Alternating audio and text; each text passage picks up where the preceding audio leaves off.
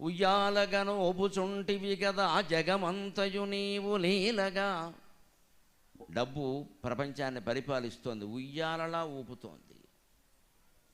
నిన్నటి కోటీశ్వరుడు ఇవాళ కోటిక లేనివాడు అవుతాడు, ఇవాళ కోటిక లేనివాడు రేపు కోటీశ్వరుడు అవుతాడు. నిన్నటి వరకు అధికారంలో ఉండేవాళ్ళు దిగిపోయారు, ఇక రారేమో అనుకున్న వాళ్ళు పైకి వచ్చారు. నమశివాయ.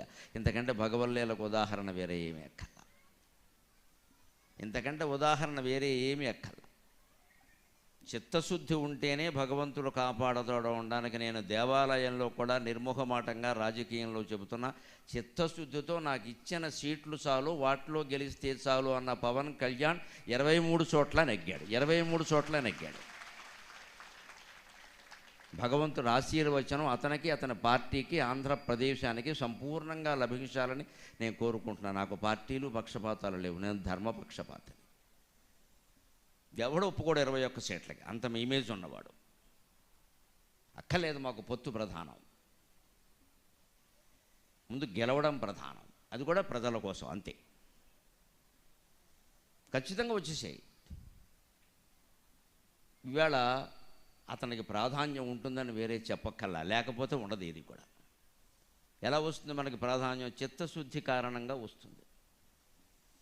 భగవంతుడేందు అచంచలమైన విశ్వాసం కారణంగా వస్తుంది. అంచేతన డబ్బును కానీ అధికారాన్ని కానీ దేన్ని కానీ నమ్ముకోవడానికి వీల్లేదు. అది ఉయ్యాలలా ఊపేస్తూ ఉంటుంది. ఎప్పుడు అధికారం ఇవాళ ఉంటుంది, రేపు పోతుంది. డబ్బు ఇవాళ ఉంటుంది, రేపు పోతుంది. ఇదంతా చేసేది భగవంతుడే. ఆయన ఏమీ చేయడు. ఆయన అనంతసేనం అయ్యంగారు శుభ్రంగా ఆదిశేషుడి మీద పడుకుంటాడు. లక్ష్మీదేవికి ఒక పని అప్పగించాడు, చూసుకోమన్నాడు.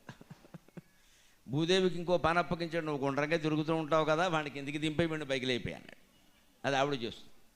డబ్బు సంగతి ఈవిడికి అప్పగించాడు, నువ్వు డబ్బులు ఇస్తూ ఉంటావు కదా, వాడిని కోటీశ్వరుని చేసి వీడిని కూటికి లేని వాడిని చేసి ఇద్దరికి తెలిసి వస్తుంది ఒకసారి అన్నాడు.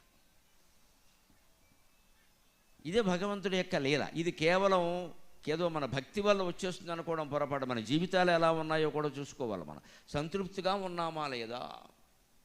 సంతృప్తి మనస్సులో ఉంటే అంతకు మించిన సంపద లేదు నిజానికి.